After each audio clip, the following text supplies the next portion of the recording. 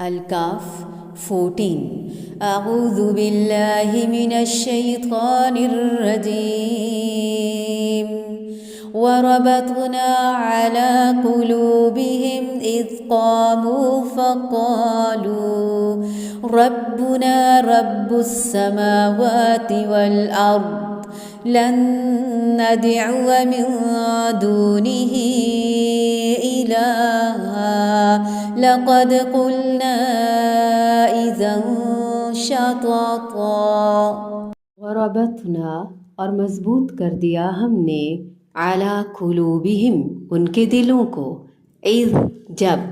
قاموا وہ کھڑے ہوئے فقالوا پھر کہنے لگے ربنا رب ہمارا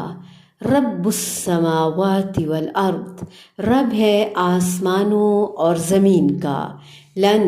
ہرگز نہیں ندعو ہم پکاریں گے من دونہ اس کے سوا الہن کسی کو یعنی الہ معبود لقد البتہ تحقیق قلنا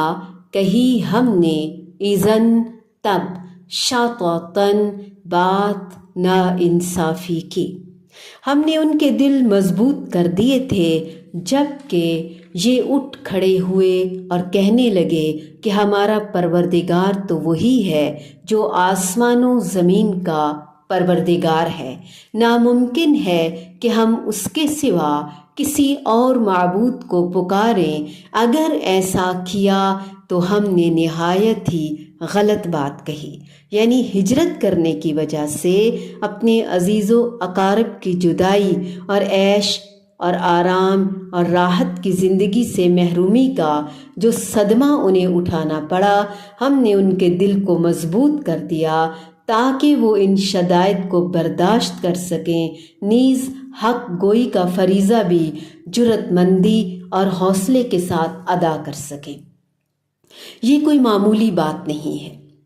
دلیرانہ فیصلے کرنا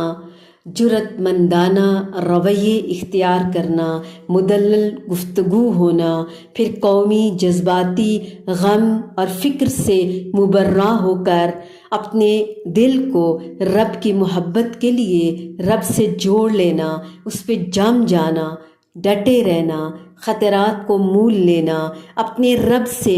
دعا مانگتے رہنا اور تعلق قائم رکھنا وحدانیت پر یقین ہونا سچائی پر دلائل پر مبنی گفتگو ہونا ایمان کی پختگی ہونا صحبت کا اثر ہونا نفع اور نقصان سے بری ہونا اللہ تعالیٰ کی رحمت کی کئی شکلیں ہو سکتی ہیں لیکن اپنے آپ کو اس قابل تو کرنا کس لیے نکلے ہیں کیوں یہ سب برداشت کر رہے ہیں کون ہے اللہ اس کی خاطر ہم کیا کچھ کر سکتے ہیں ظالم بادشاہ کے سامنے کلمہ حق کہنا اللہ پر ایمان لانا پھر اس پر جم جانا بہت بڑی بات ہے پھر کلمہ حق کہتے ہوئے قیام سے مراد اکثر مفسرین کے نزدیک وہ طلبی ہے جو بادشاہ کے دربار میں ان کی ہوئی اور بادشاہ کے سامنے کھڑے ہو کر انہوں نے توحید کا واضح بیان کیا اور بعض کہتے ہیں کہ شہر سے باہر آپس میں ہی کھڑے ایک دوسرے کو توحید کی وہ بات بتائی اور سنائی جو فردن فردن اللہ تعالیٰ کی طرف سے ان کے دلوں میں ڈالی گئی اور یوں اہل توحید باہم اکٹھے ہو گئے شططاً یعنی جھوٹ کے یا پھر حد سے تجاوز کرنے کے معنی میں یہ لفظ استعمال ہوتا ہے وربطنا علی قلوبہم ربط کرنا باندھ لینا یعنی بادشاہ اور قوم کے ڈر سے جس گھبراہٹ اور پریشانی کا خطرہ وہ محسوس کر رہے تھے اس سے بچا لیے گئے ہم نے ان کے دلوں پر بند باندھ دیا جس سے وہ مزید مضبوط ہو گئے جیسے کہ بکھری ہوئی چیزوں کو گٹھڑی میں ڈال کر ان کو گرہ لگا کر مضبوطی سے باندھ دیا جائے تو وہ بکھرنے سے بچ جاتی ہیں بالکل اسی طرح اللہ تعالیٰ نے ان کے دلوں پر بند باندھ دینے سے وہ حق گوئی کے وقت ہر قسم کے خوف سے محفوظ ہو گئے اذ قاموا فقالوا ربنا رب السماوات والارض، یعنی جب وہ بادشاہ کے سامنے اس کے بھرے دربار میں کھڑے ہوئے اور انہوں نے صاف صاف اعلان کر دیا کہ ہم نہ بادشاہ کو اپنا رب مانتے ہیں، نہ ہی تمہارے بتوں کو کچھ جانتے ہیں، بلکہ ان سے ہزاروں لاکھوں سال پہلے موجود آسمانوں اور زمین کے رب کو اپنا رب مانتے ہیں۔ یہ توحید ربوبیت کا برملا اعلان تھا، اور رب صرف ایک ہے اور ہم اس کے سوا کسی معبود کو ہرگز نہ پکاریں گے۔ یہ توحید الوہیت کا اعلان کہ ہم عبادت بھی صرف اسی کی کریں گے اور دعا بھی صرف اسی سے مانگیں گے، امید اسی سے اور خوف اسی سے رکھیں گے۔ اگر ہم بادشاہ کو یا اس کے بتوں کو رب یا معبود مانیں تو اس وقت ہم بہت بڑی زیادتی کی بات کہیں گے، شاتتاً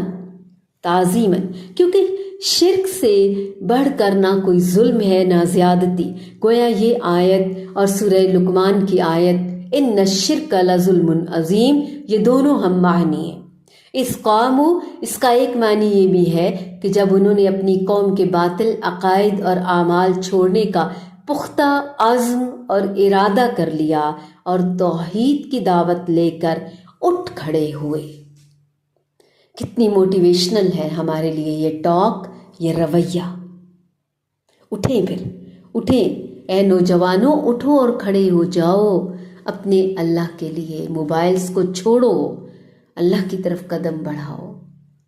اللہ رب العزت کے لیے اپنا وقت، اپنی صلاحیتیں اور طاقتیں نچھاور کر دو۔ وربطنا على قلوبهم إذ قاموا فقالوا ربنا رب السماوات والأرض لن ندعو من دونه إلها لقد قلنا إذا